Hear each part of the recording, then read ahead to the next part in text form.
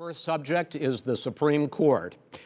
President Trump, you nominated Coney Barrett over the weekend to succeed the late Ruth Bader Ginsburg on the court. You say the Constitution is clear about your obligation and the Senate's to consider a nominee to the court. Vice President Biden, you say that this is an effort by the president and Republicans to jam through an appointment and what you call an abuse of power. My first question to both of you tonight: why are you right in the argument you make and your opponent wrong? And where do you think a Justice Barrett would take the court? President Trump, in this first segment, you go first, 2 minutes. Thank you very much, Chris. I will tell you very simply, we won the election. Elections have consequences. We have the Senate, we have the White House, and we have a phenomenal nominee, respected by all, top academic, good in every way, In fact, some of her biggest endorsers are very liberal people from Notre Dame and other places. So I think she's going to be fantastic. We have plenty of time, even if we did it after the election itself. I have a lot of time after the election, as you know.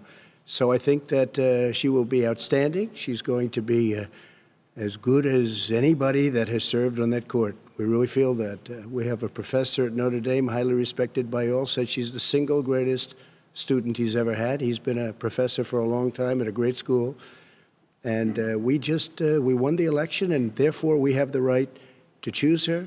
And very few people knowingly would say otherwise. And by the way, the Democrats, they wouldn't even think about not doing it. If they had, the only difference is they'd try and do it faster.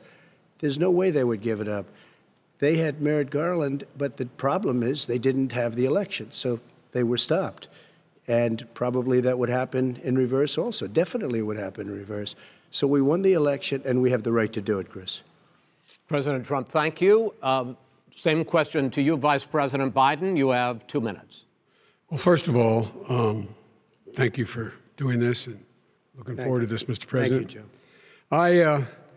The American people have a right to have a say in who the Supreme Court nominee is. And that say occurs when they vote for United States senators and when they vote for the President of the United States.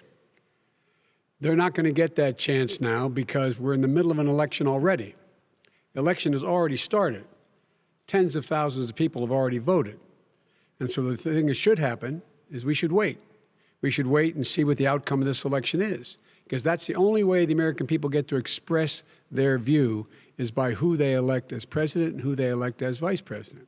Now, what's at stake here is the president's made it clear he wants to get rid of the Affordable Care Act. He's been running on that, he ran on that, and he's been governing on that. He's in the Supreme Court right now trying to get rid of the Affordable Care Act, which will strip 20 million people from having insurance, health insurance now, if it goes into court. And the justice, and I'm not opposed to the justice. She seems like a very fine person. But she's written before she went on the bench, which is her right, that she thinks that the Affordable Care Act is not constitutional. The other thing is,